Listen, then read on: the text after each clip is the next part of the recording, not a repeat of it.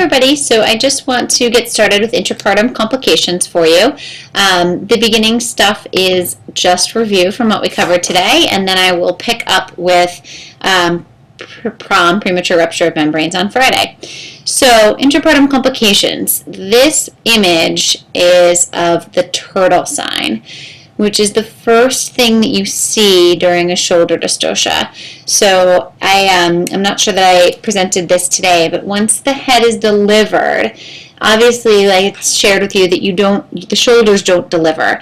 But what the head does is just as if in a turtle, it pops out of the vagina, just like a turtle would pop out of its shell, and it sort of starts to retreat back in. That's a classic turtle sign, and you know that those shoulders are going to be stuck if the baby turtles in. And that's what this image is. The baby is turtling, so we know there's a shoulder dystocia happening. All right. So the three things that I'm going to cover on this screencast-o-matic is dysfunctional labor. I'm going to talk about intrauterine infection and maternal exhaustion, and then the remaining three things we're going to talk about in class on Friday. So dysfunctional labor, this is basically what we talked about in class today, that we're failure to progress. We have ineffective contractions. So if we don't have contractions, she's not having cervical change, so she's classified as failure to progress. So that's hypotonic contractions.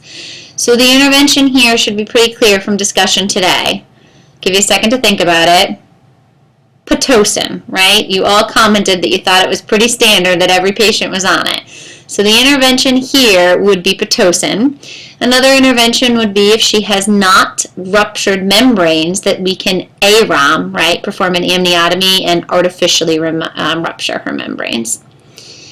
We're going to talk about ineffective maternal pushing. So if we get to the fact that mom can't push her baby out, she's exhausted. We talked about two things today, both forceps or a vacuum, depending on where the head is in the pelvis.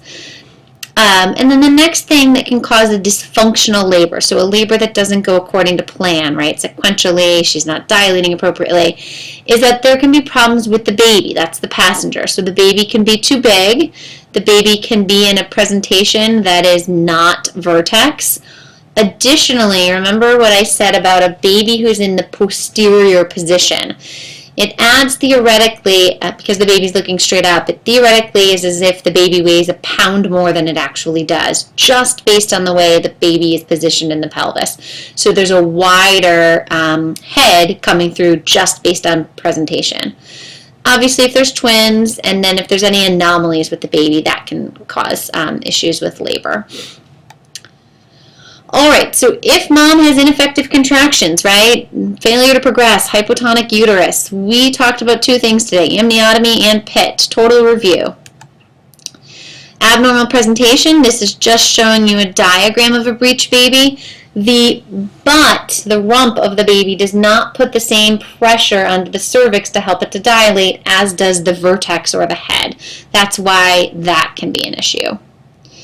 I told you today that providers are no longer being trained in breech deliveries. Your book shows a picture of breech delivery. You probably will never see one in clinical or even if you're working in labor and delivery. So this is an image. They can be done, but again, the training for OB providers and midwives is very limited on actually how to perform a breech delivery.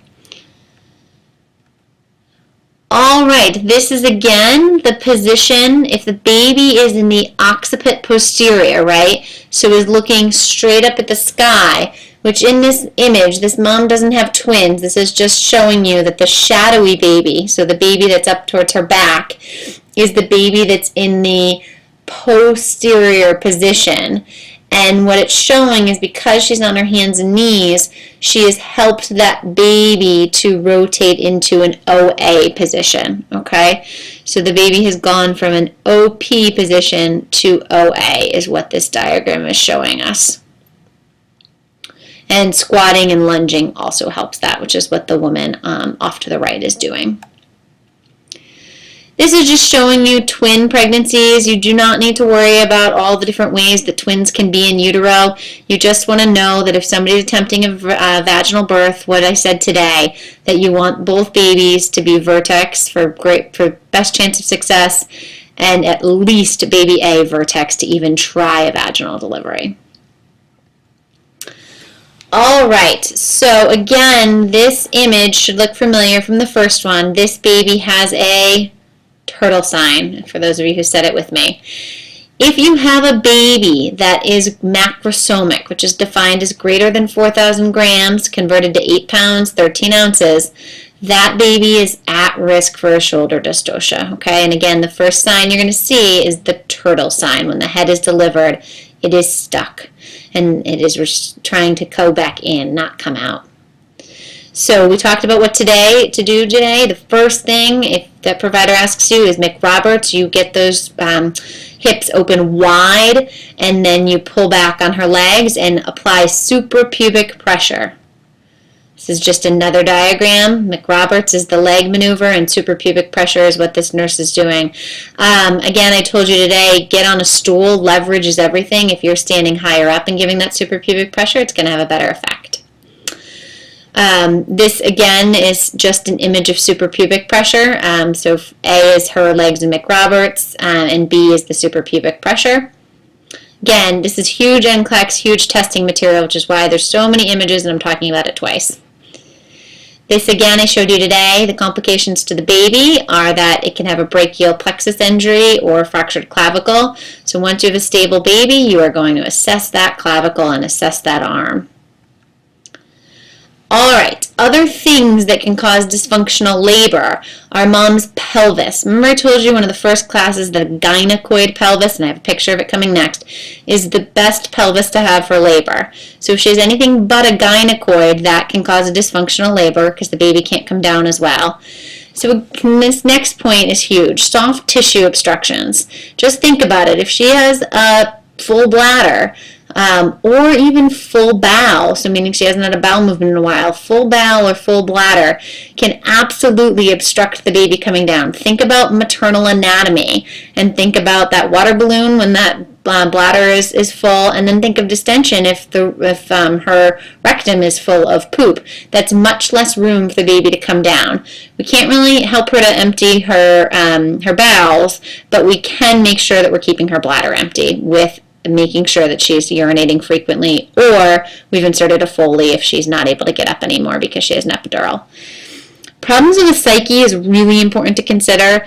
If mom is not in the right place mentally, if she's worried about something, she's just not present, if she has a history of abuse, she's just not present in the right way, maternal psyche can have a really powerful and profound effect on labor. Not well studied, because obviously it's a hard thing to study, but just to keep in mind, you want to be assessing mom's psychosocial mood and making sure she's present and in the moment and there's nothing that she's fixated on that's holding her back. Abnormal labor duration, so this is a dysfunctional labor. Again, this is changing from that first New York Times article that we talked about in class, but typically, you want a patient to dilate at least a centimeter every hour to 2 hours. Precipitate is just saying that if a patient has, from the start of her labor to delivery of her baby, if that all occurs in 3 hours or less, she has what we call a precipitate or a precipitous delivery.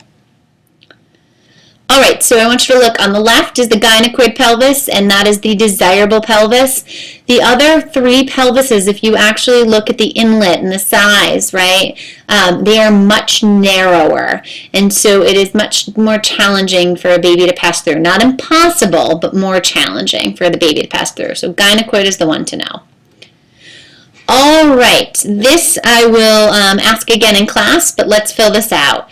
If a mom is starting to have, this is a new complication, so we just finished dysfunctional labor, and I moved into intrauterine infections. If mom is starting to have an infection intrauterine, we are going to see, and we all know this from test 1, the fetal heart rate is going to be, that's right, tachycardic, defined as greater than, you're right again if you said 160. Maternal temp. So if mom is greater than 100.4, okay, 100.4. And then vitals, right? You'd see mom become a little tachycardic, probably. And then what did we talk about today as a sign of intrauterine infection via the amniotic fluid? I want you to go back to your notes and fill that in based on what we talked about in class today for signs of infection. All right. The third thing I wanted to cover on this screencast-o-matic was another complication of intrapartum was maternal exhaustion. So nursing interventions here, right, second stage is when she's pushing. Nursing interventions are to provide encouragement, to say you're almost there, you can do this. If those things don't work and she's still exhausted and not pushing, this is where the vacuum or forceps come to play, okay? So these are just demonstrating what a provider might apply for maternal exhaustion. And we talked about all of the nursing care revolved around these today.